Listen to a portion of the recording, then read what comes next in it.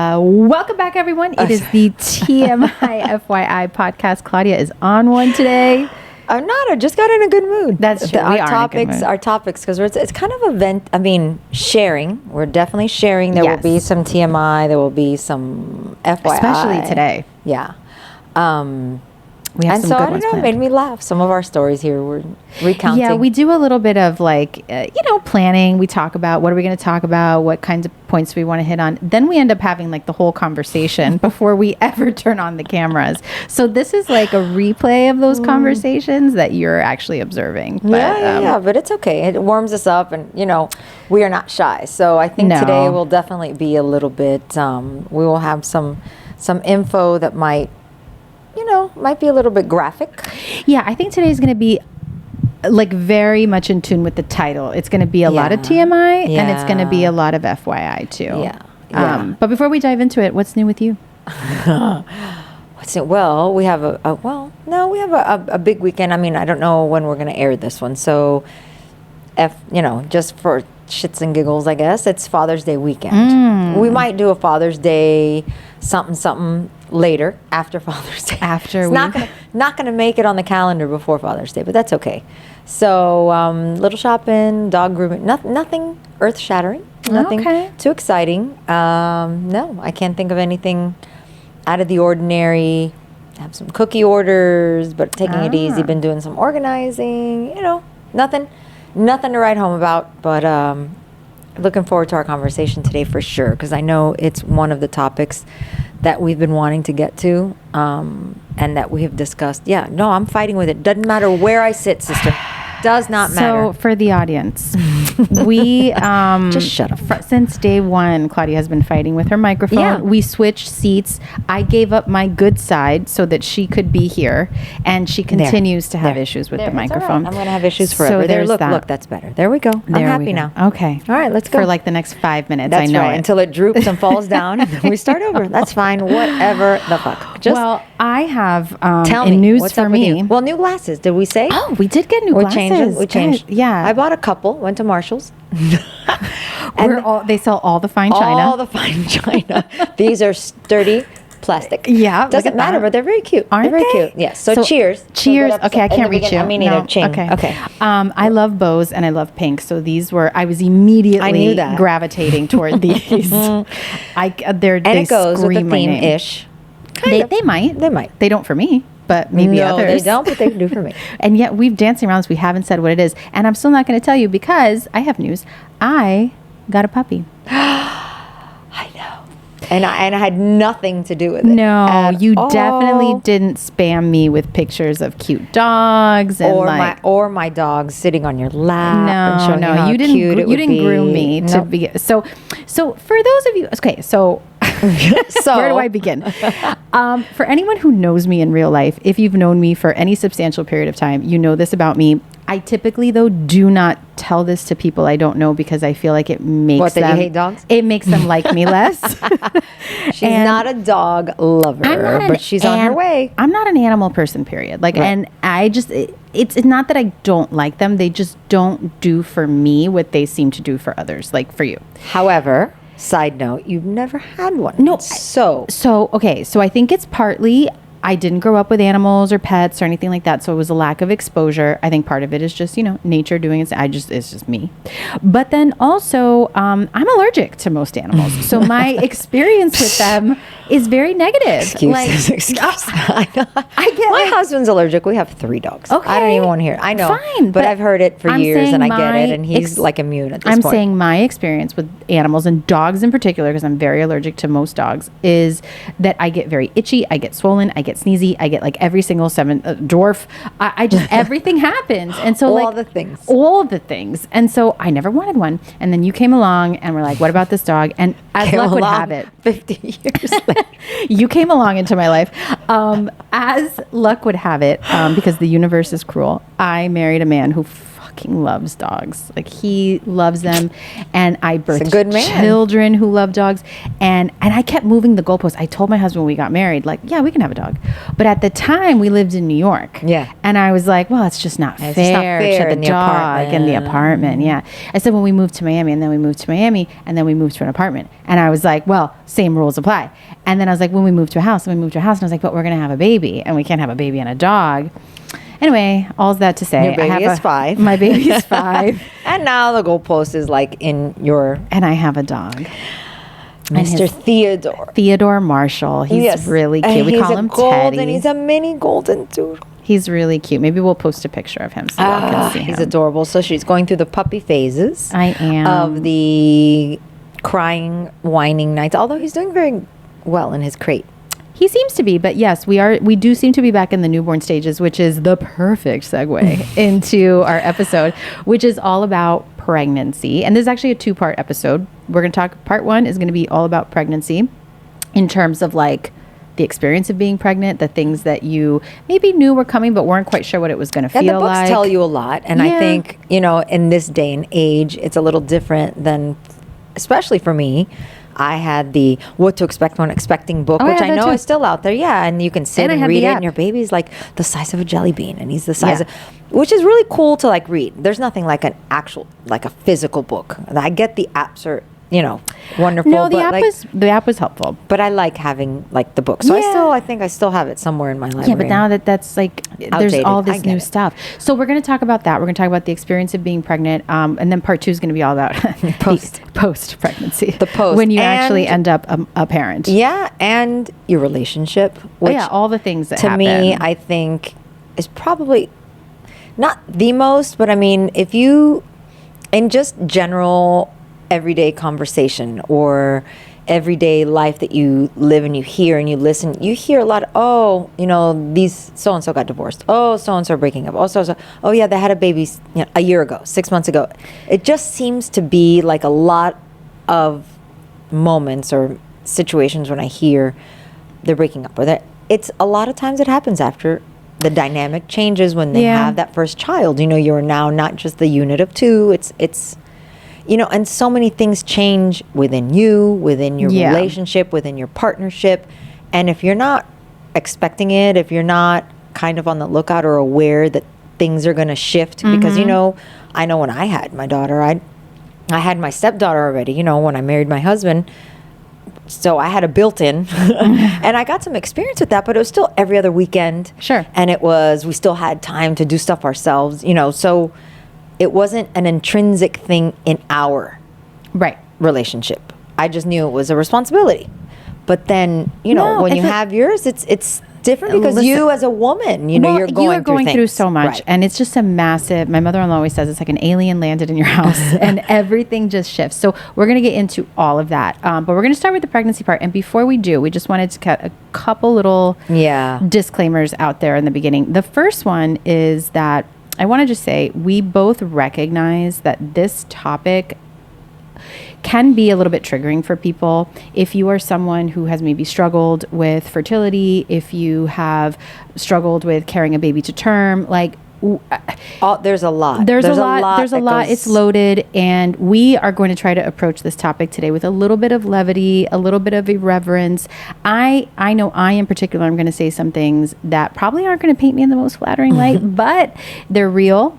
And we're on the other side of it at this point. Well, but I'm just saying, we can look back and recognize that, wow, that was fucked up to feel what I was feeling, and we've passed it now. So you can kind of look back and go, man, that was tough. And I know, but for someone listening, they might not feel that way if they're in a sensitive place. So I just want to say, if you're in that place, maybe bookmark this one for another time, or, just know we're not trying to make anybody feel bad. This is just our real experience. Because I think one thing we're both very committed to is being really honest about what our experiences are, the good, the bad, the ugly. And we've always said, I wish somebody would have told me that. I wish somebody would have told me that. And I know, come true. I know that if I've experienced this, there's got to be someone out there that did too.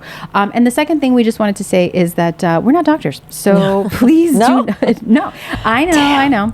thought I fooled everybody. We give that off, but we're just two idiots having a good time drinking mimosas and sharing our story. So please do not take anything we say as medical advice. You do not have to do as we do. Please talk to your doctor if you have questions. If there's anything really serious that you don't think you can like. Even if it's not serious, do not take any we are not giving any medical advice. I'm a lawyer. No. I feel the need to tell you very and explicitly. I am not. I'm just literally You're just married to one. I'm just married to one, and I'm just, for me, it's just about, sharing the story, because, a lot of women, some women have a big circle of friends, some have a small group, some are more private, some don't want to share the things that they think this is unshareable. Like, if I say this, I'm going to look bad.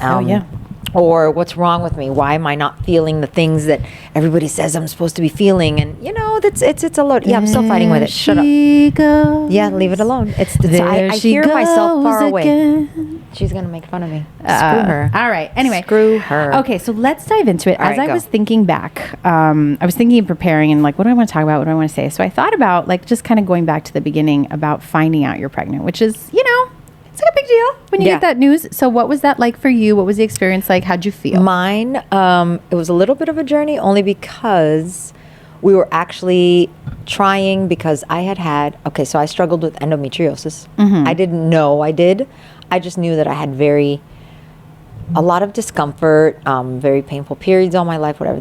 And I've always said that's another episode, because I do want to talk. I think that just came out recently, and people were talking about endometriosis and whatever. It is a thing. I actually had several procedures since the first one. But the first one was a realization that that's what I had, and we went on our honeymoon, and I thought, oh God, I'll be ovulating during the honeymoon, so I might come back pregnant. Did not. And I'm like, that's kind of strange, because... But you thought it was strange, because I feel like it takes, even in the most fertile myrtle, it could take a little bit. It could take a little bit, but I was like, I don't know. And it didn't. You had a feeling. And I had a feeling. And then, for me, sex was just uncomfortable. I was always uncomfortable. It was painful, like in my abdomen. And I'm like, this isn't right. This can't be right. This is not what they say. No. And you have to find like certain, you have to work it out and figure out, positions, and not this way, not that way. And, so. Bow chicka bow wow. Bow chicka bow wow. Key in the red light, slow-mo. And so we went to a doctor, and he said, I get the feeling, this sounds like endometriosis. I'm like, what is that? Okay, had the surgery. Apparently there's 5 stages. I had stage 4. It was pretty advanced, a little bit more, and I would have probably had to have my reproductive organs removed. It's a webbing, it's a whole thing. So he cleaned it up with a laser and said, well, you're brand new, and if you guys are planning on starting a family, I would start sooner than later. I'm like, we've been married 4 months. I kind of wanted to wait a little bit. Settle down, cowboy. Yeah, like slow your roll. So we're like, okay. He says, well, you can go on birth control or whatever. That helps slow the regrowth. Or rewebbing. Rewebbing. So I did. I went on the pill for like 10 months. And then I'm like, I don't want to be on this forever. So let's just try. Went off. First month we tried. Boom. On our first anniversary, found out I was pregnant. So I was like, I took like 17 tests. I think as everybody's like, is this real? Is this real? This is real. Do you see 2 lines? That whole thing. So it was great. Did you feel excited? We were super excited. Aww. We were super excited because, especially after having that procedure, and I'm like, is this going to be like a thing? And I had a miscarriage, many years before in my previous relationship, and that was devastating at the time. Like, it sounds horrible to say now, that expression in Spanish for those of us from the Latin families here in Miami. Conviene. Or Dios sabe lo que hace. God knows what he's doing. I mean, if I had a child back then, I would still be dealing probably now with an ex, or maybe we'd still be together, and that was just not a healthy relationship. He was not a quality human. No, or not quality. Quality, and again, I go back, just asterisk, I was 21, 22, he's 23, 20, who the hell is ready for any kind of real relationship? Like, we had no business being, we're playing house. So at that as a, whatever, but I would have had to still been dealing either with that. So, it's fine that it happened, but still at the moment going through it and going through the miscarriage and being at home and having the things happen and then going to the hospital and having those things happen, you're like, what is this? So, you know, you're going through things and you're like, nobody's in this bathroom with me. Like, what's happening? So that sucked a little bit. It sucked a lot of it. Yeah. So then pregnant, and we were excited. We were excited, you know. I mean, it was probably sooner. I probably would have waited maybe a year or two. But when it happened, then I was excited and ready. You know, I was prepared myself as best I thought.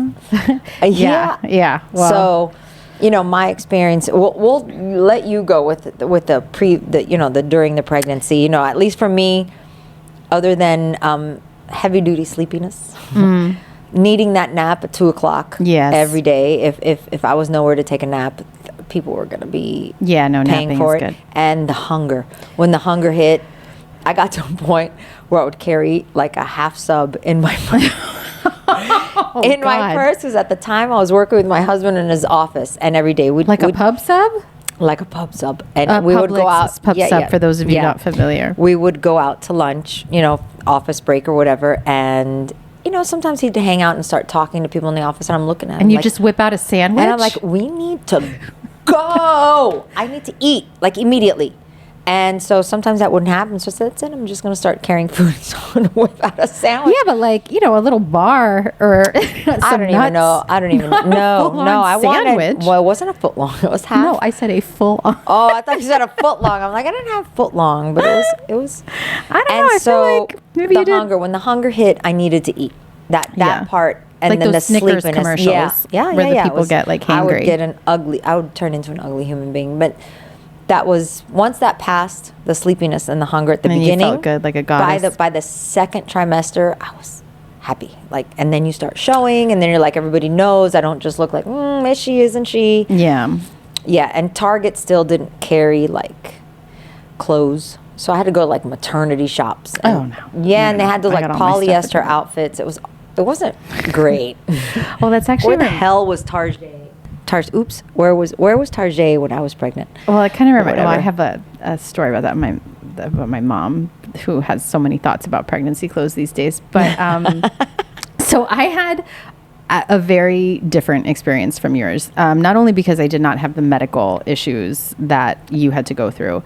I actually had like the perfect conditions under which to have a baby. Like, I was 31, so I wasn't like a baby. Right. I was a woman. You were a woman. That took me a while to get used to that term, by the way. I was a woman. Yeah. I was married. I had a good job. I was making like decent money. My husband was making decent money. We had a nice apartment. Like, everything was in place. So it was the right time. It was because everybody waits for the right time. It was the right time, except that it wasn't. And we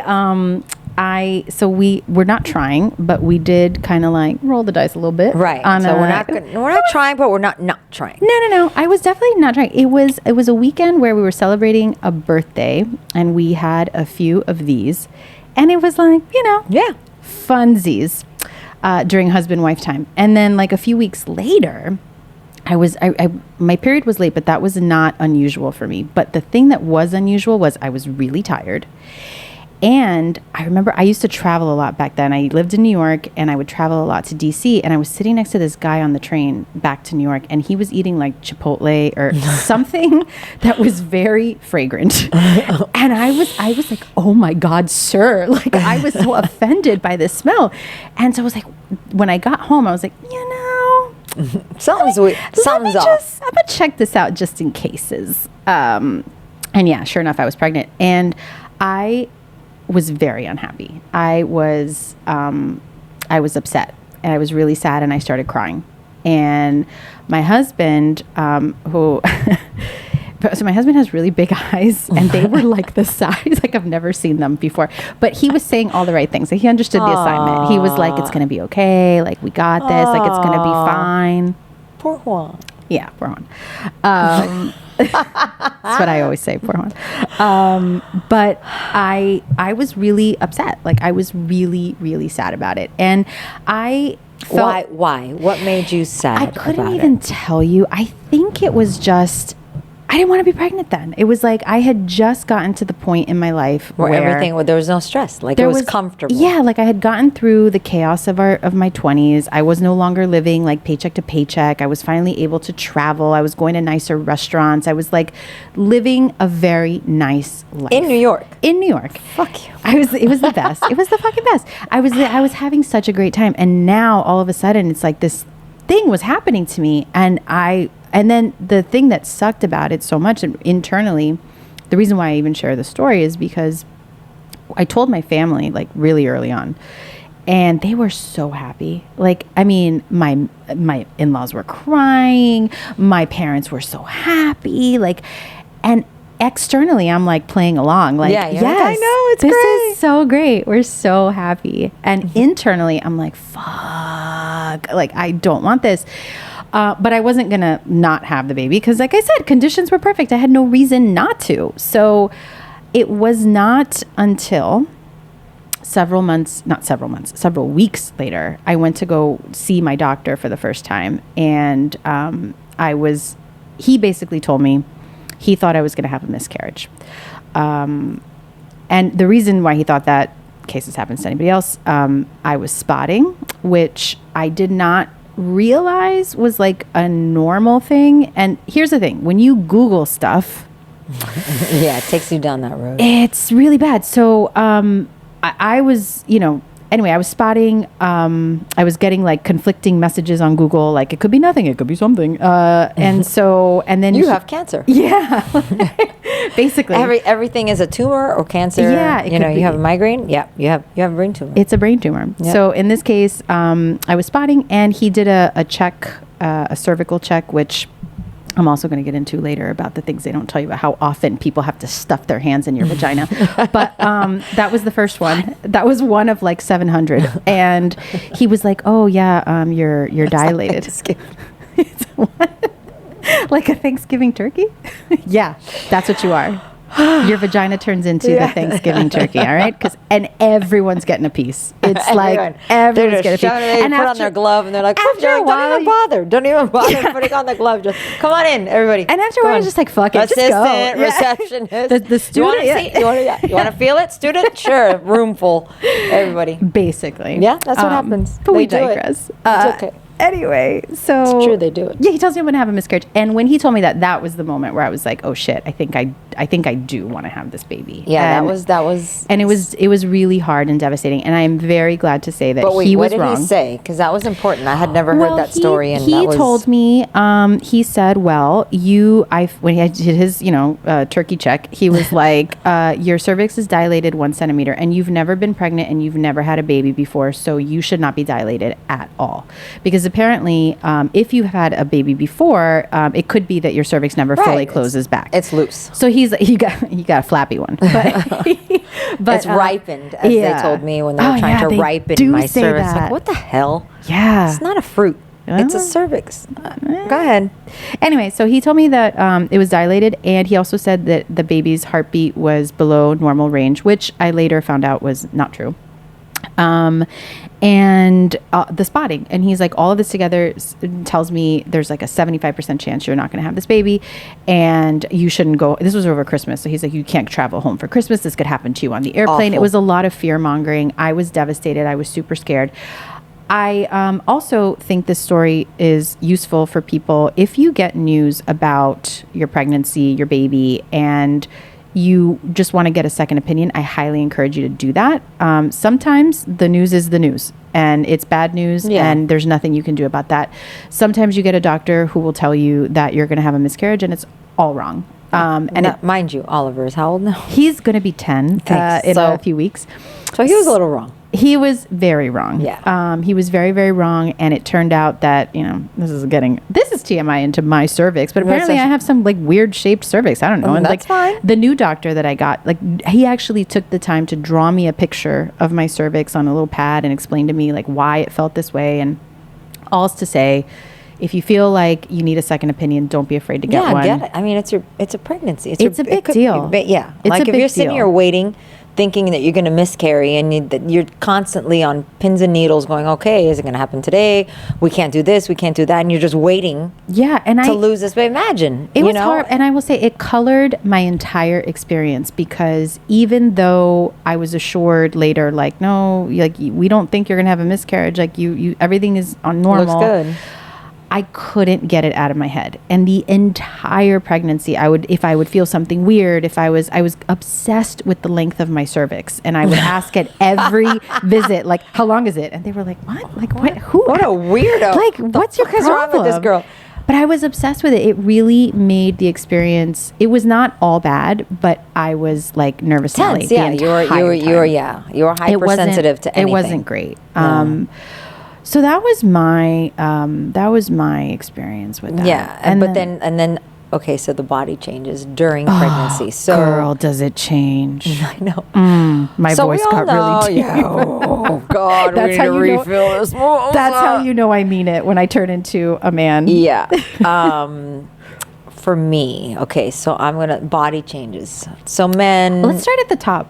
So if there's any men listening, this is gonna happen to your woman. Maybe not all of it, maybe some of it, maybe she's going to have different, but it's new to her too. And I think in every pregnancy, I only had one pregnancy, full term.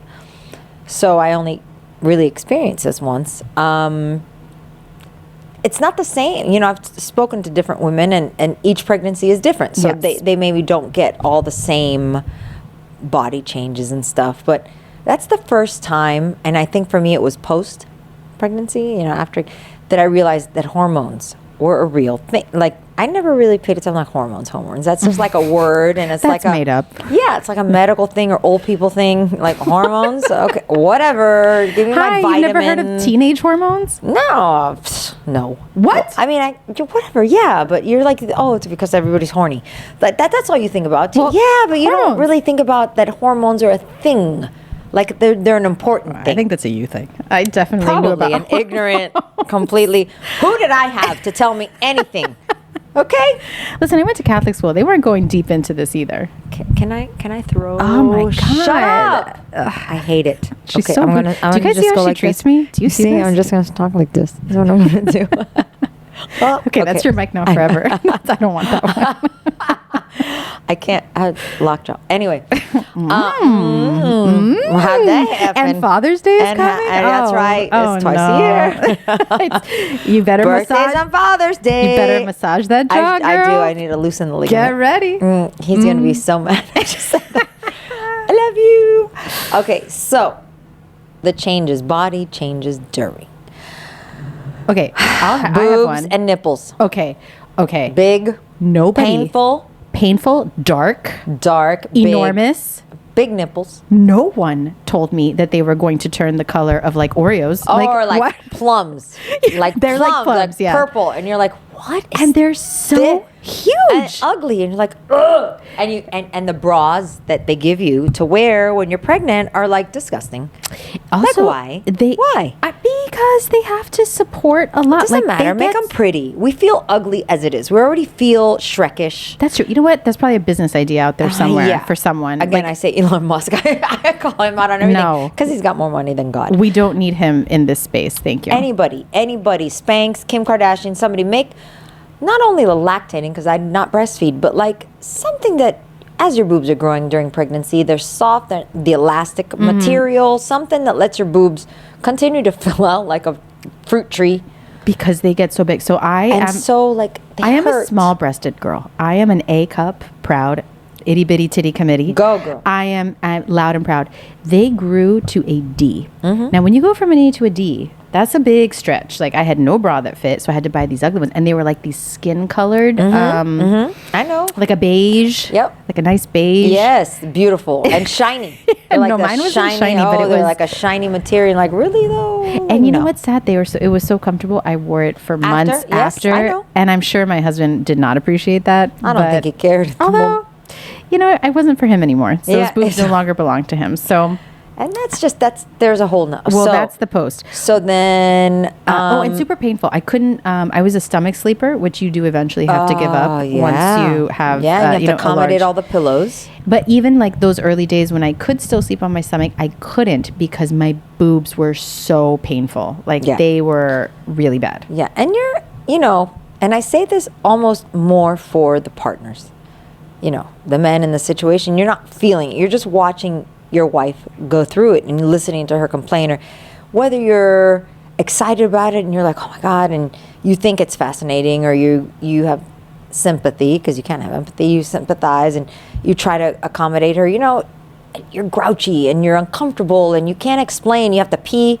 As the baby grows, you have to pee. The peeing. Every 7 seconds. Peeing was so bad. You're desperate and you run to a toilet and it's like, psst, and it's like, what? It's like when you have a UTI and you just have to pee consistently. And again, if you are someone who worries about miscarriage, and some people do have that anxiety, every time you go to the bathroom, you're looking for blood or something. It can be an event every time you go to the bathroom. Yep. And speaking of the bathroom and your underwear or your panties, as some might say. Panties. I love that word. The amount of discharge that happens. I don't remember, thank goodness, but go ahead. It is a lot. Like, I would have to change my underwear a couple times a day. Wow. There was a lot going on, and as you progressed in the pregnancy, like, it got like thicker. There was more.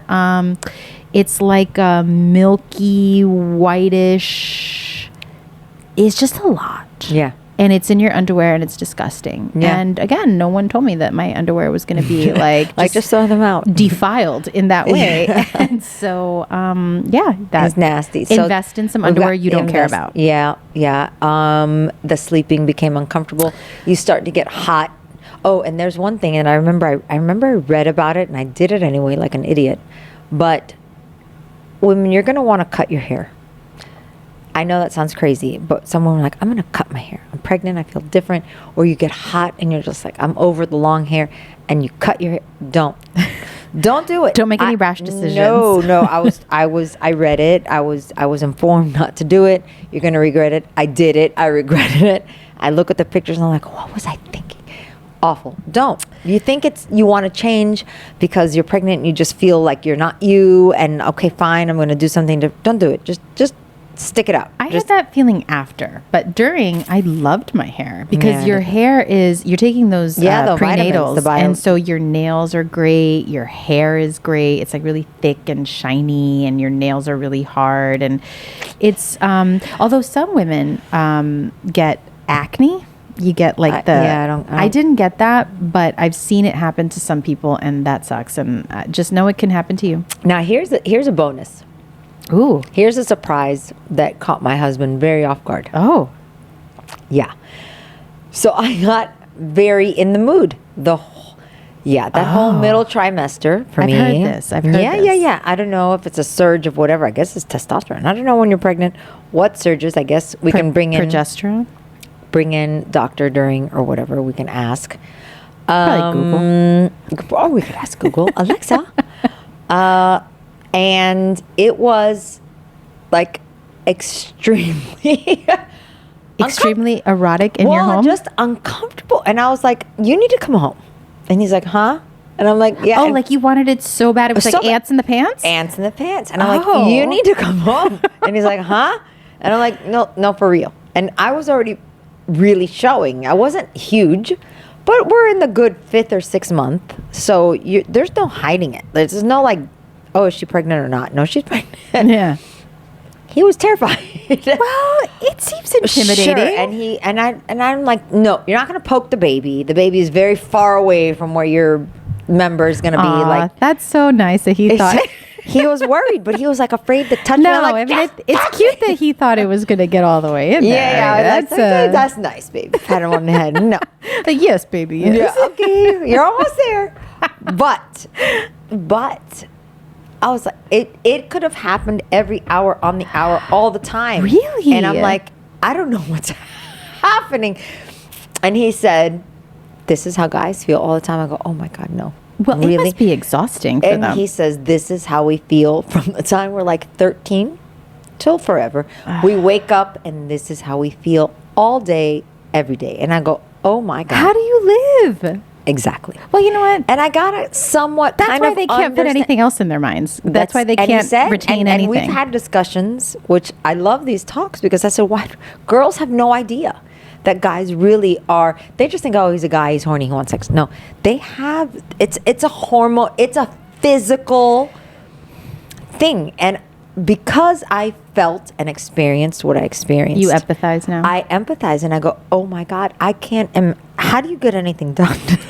Because all I could do was think about is, when is he coming home? When is he coming? God, see, I didn't have that experience. So I was like the opposite. I was like, don't even if I even smell your breath. Yeah, like you're gonna need to move in out. Another room. Yeah, you're gonna need to get an apartment next door. Yeah, we're not those types of friends anymore.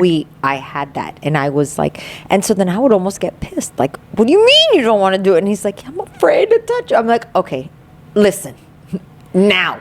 Yeah, gentlemen, let me tell you this. Yeah. You need to do whatever this woman needs you to do. If you need to, like whatever she asks, just do it, because we are going through something that we don't understand either. We don't understand either, and you'll certainly never understand. Just know that it's a big deal, and if we need something, we need it. Yeah. Just say whether yes. it's food, whether it's some loving, whether it's sleep, whether it's, there's a lot of things. It's a new experience for both of you. If it's your first, and if it's your second or third or fourth or whatever, and you've been through it, some of the things may be familiar. There may be new things each time. I don't know. So I've had two, and I will say that it's hard to know. I don't think the symptoms were vastly different from one to the other. Part of why I'm like hesitating on this a little bit is because my second one was a COVID baby. It was during 2020. It was just a weird time. Like it was all very strange.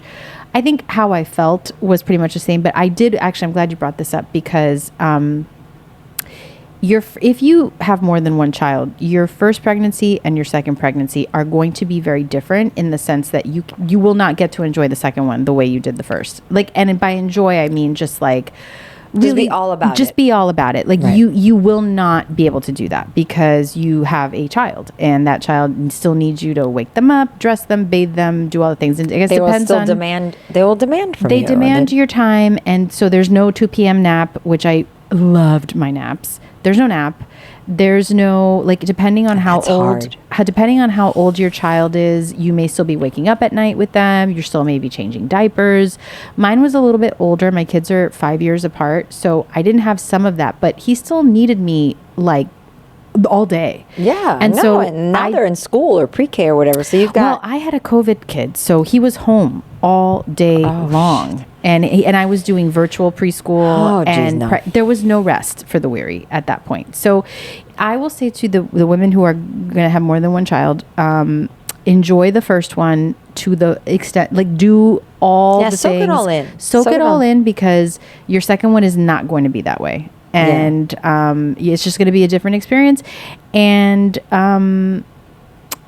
just make sure that you take the picture, take a lot of photos. And understand that the one that's already here is going to be feeling like something else is taking their spot. You know what I mean? Like, we all know the sibling jealousy and all that, but it's a thing, because it's all about them for so long, and they feel when they want you, they got you. And now you're kind of like, you're a little less energy, or, it starts to change for them. And then once the baby arrives, it's really different. I was going to say, I don't feel like Oliver really had any feelings about it until the baby was born. And initially it was excitement. And then it turned into part like, of it, and they want to help. And then it's like, wait a minute. What do you mean you can't? What? Since when? And today, 10 years or 5 years later, they are like at each other's throats all the time. It's and they will until teenagehood, and then can't wait. Yeah, you just gotta ride that wave. But wait, other thing I wanted to share. Yeah, I'm sorry. Just a symptom that not a symptom, a thing that happens. Oh, I had a couple. Things. Yeah, go. Sorry. No, we're still there. Okay, 2 things. One is when you have a sonogram really early on in your pregnancy. When it's like in the first, I think it's before like the 12 weeks, it's not the machine that goes over your stomach like in the movies. It is like a microphone wand that they stuff into your vagina to check for the baby. Yeah. But I didn't know that. So when they were like, oh, we're going to do a sonogram, and I was expecting like the jelly and the whole thing. And then she takes out this machine and stuffs it in my vag. I was like, I'm sorry. What are we doing? Look who's here. Oh, it's Sally. It's Miss Sally. It's Miss Sally. Hi, girl. I'm a dog person now. So come to me, Sally. And she's like, no. Look, my one and only birthed. The result of all of the result of all the hormones. We got a lot of visitors. Yeah, the door opened. So just know that. The second thing along those same lines, actually, so it's going to be three things. Relatedly, the one thing too, I thought you would get like a sonogram every time you go to the doctor, and that they would show you your baby. No. Not so. In the beginning, you get a lot of sonograms because they're testing for a lot of things. So they're looking for any potential abnormalities, right. Like whatever. So they're doing lots of stuff. You're going to see your baby a lot up until about 20 weeks, the halfway point. That's when they do the anatomy scan. They're going to measure every single thing about your baby. Your baby, just so you know about this, you might have to go back 3 or 4 times for that one, because like Oliver would not show his kidneys. And so I was like, does this kid not fucking have any kidneys? I had to go back like 4 times so that they could check for kidneys. I know, I went back and forth because my daughter had her legs crossed. Yay, my daughter. And they're like, for her. Yeah, good for her. I was like, already doing the right thing. I'm like, girl. And we had to do, I don't know, a couple sonograms to see what the sex of, and my husband was the one obsessed with finding out, and he made me do 2 private, like we're going here to this location, we're going to here, and like every 3 days I was going to see if we could find. Did you do a gender reveal? No, that was not a thing. That wasn't a thing back then. In the That's early right. 2000s, thank God, because the gender reveal, like, no. But we did want to know, and the minute we could find out, and when they tested, and they said it's like 7, but there wasn't wasn't like a blood test. It was a literal scan, and they're like, well, it's like 75% that it's a girl. So I just named her Emily, and then I decorated the room yellow and like pastels, but she was Emily. Emily, and I talked to her the whole time, and I was excited when she was born. She's here, and that was my most, if that's a word, my most favorite moment was the actual birth, when I heard her cry. It's gonna make me cry, so don't even listen. Hearing that, don't. That was, let it out. Yeah, that was my favorite moment. Aww. It was a C-section. We tried all night. They did the Cervidil and the thing, and your cervix needs to ripen. I'm like, what? Ew. Okay. And it didn't happen. And then the next day they did the Pitocin, and I still had 1 centimeter. And they're like, we suggest a C-section. I'm like, fine. No problem. I had no like ambition or this thing that I have to have a natural birth. Guys, your baby needs to be healthy. You don't get a blue ribbon for natural birth. You don't get a blue ribbon, and nobody's going to be standing there clapping for you if you do natural with no epidural, whatever. Dude, we live in a fucking first world country. Take the medicine. Well, Take the shit that makes it all. Okay, it's falling. I'm really glad that you brought that up. That was actually one of the things I wanted to talk about, because I feel like so many women get caught up in their birth plan. Yeah. And listen, it's great if you have preferences, and that's fine. You should know what you want, and hopefully your doctor will honor what you want. But the plan is going to change. I just want you to know. It may change. It might change. It might go exactly how you want. Oliver was great. Paula was not my plan. Everything went wrong. Like, not bad. Baby number 2, not bad. It was just like, it was nothing that I wanted. Right. And if you get really stuck on your plan, you could really I don't want to have medicine. I don't want to. That's great. That's great that you don't want it. Why? Let's really understand Some why. women really want to feel it. And let me tell you, I've done it both ways. You do not want to feel it. I do not. You don't want to feel it. It's fucking awful. It's like, a I was ring kind of terrified. of fire. But I mean, I was ready for, okay, if I got to push, I kind of went into it with no preconceived expectations, or I just want my baby to be born. Yeah. However, and it be healthy. Yes. And I know that sounds cliche, but when you're in the moment, they're telling you the baby's heart rate is this, the baby's heart rate is this, your heart rate, you're like, whatever, dude, just get him out, get her out. I just want her to be okay. And that's the thing. And that's when you realize in the moment, it doesn't matter. No one is standing there going, oh, she sucks. She fucking did an epidural. What a piece of shit. Wow, what a wimp. No one. just have your baby and have it be, you know. And when they told me, don't lose the plot. Like, don't forget what the goal is. The next morning, the doctor came in and said, listen, the baby's heart rate is dropping. I go, I don't care. Let's go. C-section. Let's go. It's 10 in the morning. Let's go. And I remember getting the epidural and laying on that table and going, wow, I'm in a really vulnerable position. I can't feel anything. I'm naked on a table with a room full of 25 people. Everything's out. I'm like, okay, go whatever. And she was bigger than they expected, and I knew it. And I told you she was going to be bigger. And here we go. And the minute they pulled her out, and I heard her cry. And I was, you know, you have that curtain, and you're like, you can't see anything. Yeah. My husband could see. And I'm like, is she okay? Is she okay? And I hear her cry, and I'm like, oh my God, she's an actual human being. That was my very first thought. She's real. Oh my God, it's a baby. She's not just this name in my belly that I talk to. She's real. And I'm like, is she okay? Does she have her 10 fingers and 10 toes? Is she okay? And now she's great. She's 9.2. No. And I remember thinking, oh my God. And it was just, I don't want to cry. Well, I think you're there, baby girl. Yeah, I know. But it was honestly the coolest moment. Oh, the mimosas are killing me. No, it is. It's such a life-changing moment. It is. You don't expect it, and you just think, holy shit, this is real now. Yeah. Like, she's here, and it was the best moment of my life. Oh. After sucked. The after sucked. The new hemorrhoid. Oh, that's for part 2 of this conversation. Yeah. Oh, your microphone went out. No, it is a, while you play with that, it is. There we go. There you are back. It is a very transformative. Okay, so let me clean my face. Clean your face. I'll tell you, I had a very similar thought. My first thought when they pulled Oliver out was, oh my God, it's a baby. He was natural or C-section? He was natural. Both of my kids came naturally.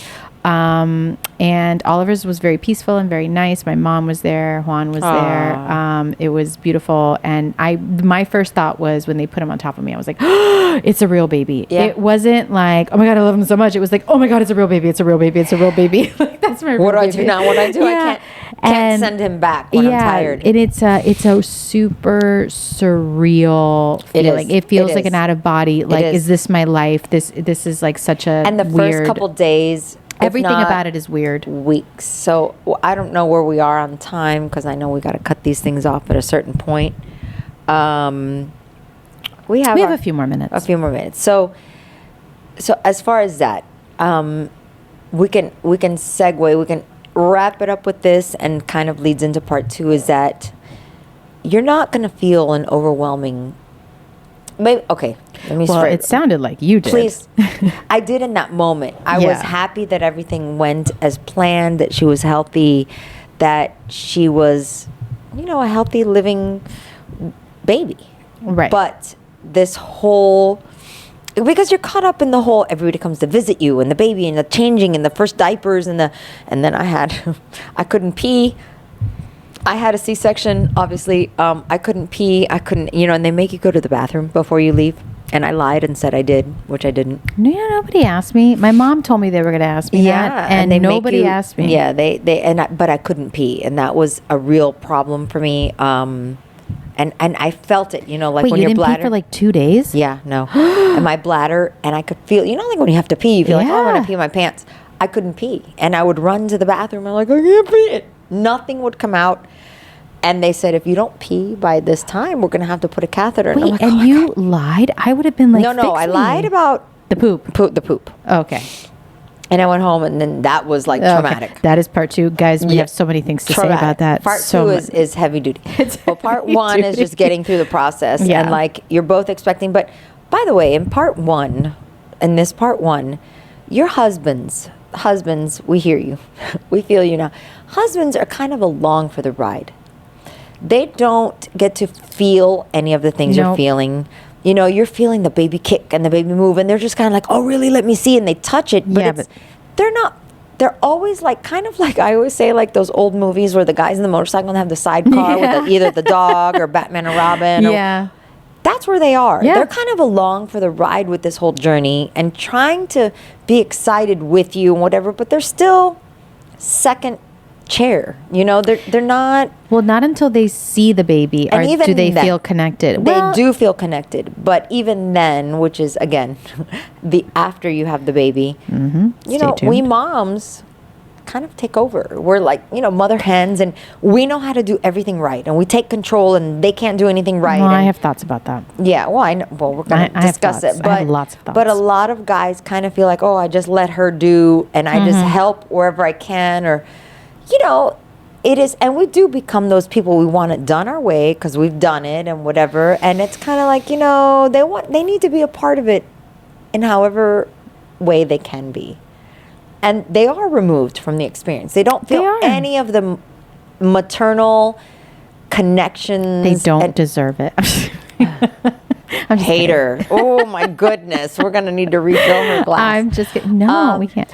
But, you know, you can have a hands-on person or not a hands-on, but emotionally, I think for them, the attachment has to come, and it will come, but later, you know, 100%. And even though, and for us too. And sometimes it doesn't even happen until they're like old enough to be interactive, because when they, like, that's when they really start to feel that connection. We will have men join us to discuss this, because I think we're just talking for them. But just in our experience and what we've observed, I think it's fair to say that they just don't bond that way. I think they love the baby right away, but it's like this bond that we're talking about, this parental bond. Well, they can't. There's no way, right? Like, if you think about it, that's what I'm saying. Literally nothing changes for a man until that baby is born. We are dealing with the boobs, the hair, the discharge, the doctor's visits.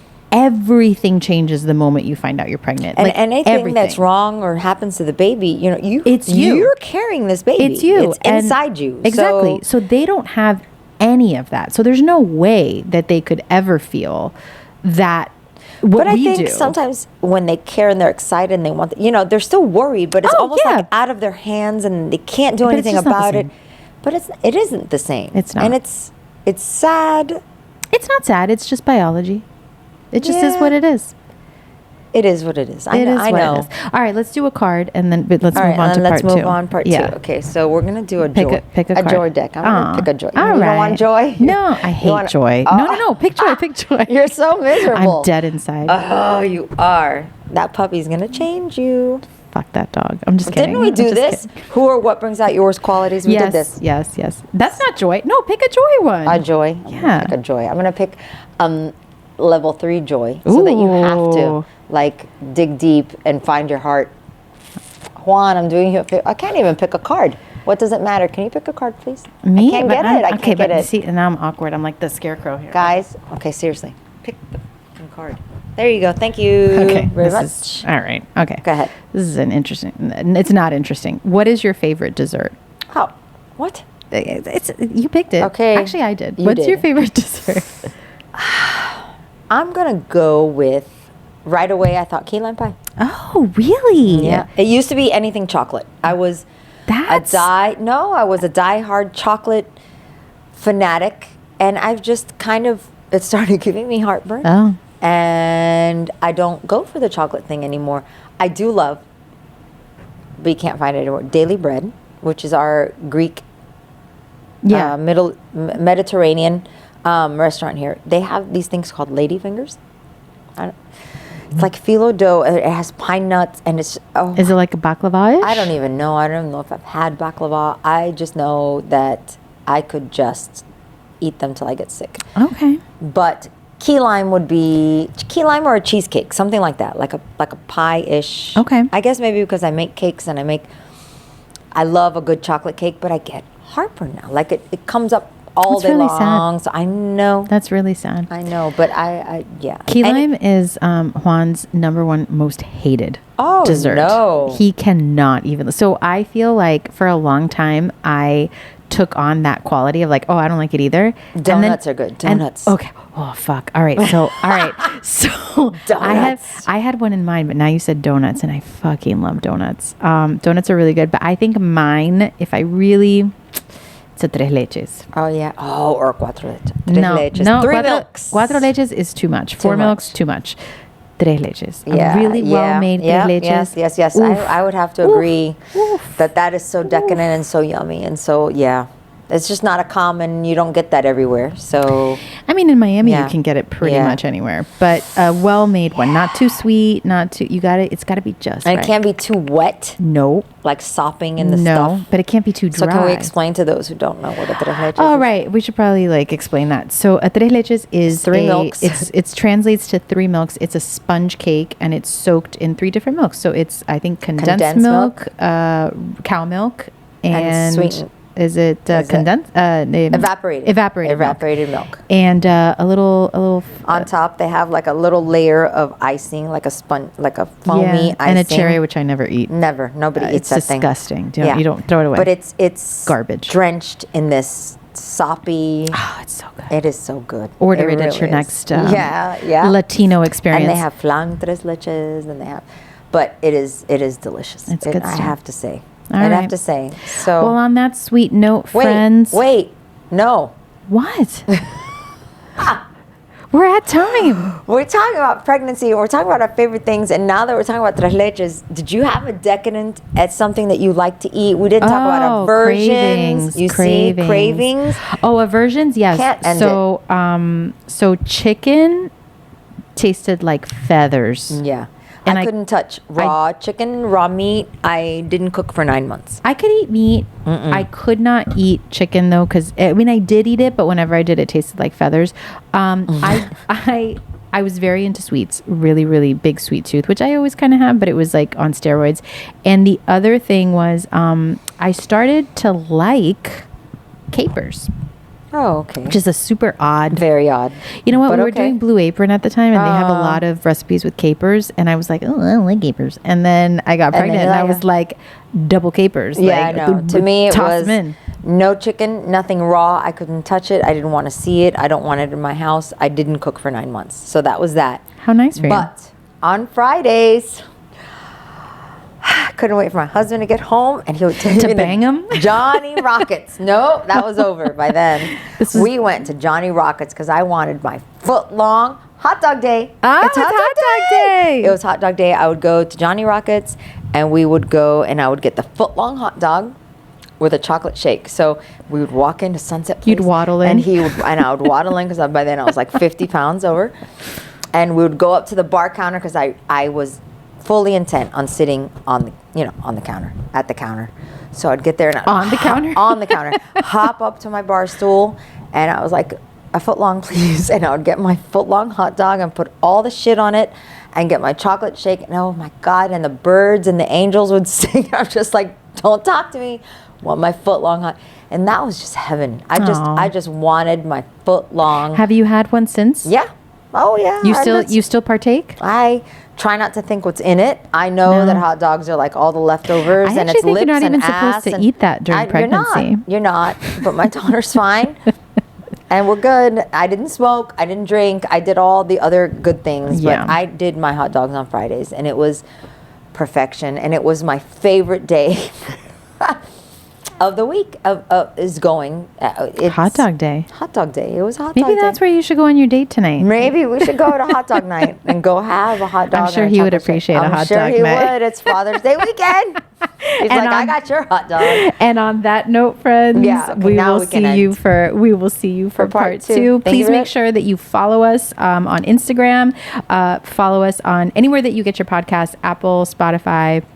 We'll be on YouTube as well, and just follow along for more of our musings. Yeah, please. We've got lots of things to share as always. And leave us your comments, leave us your experiences. We'd love to share some of your TMI pregnancy moments, so that we feel a little less alone. So, cheers, everyone. See you next time. Thank you.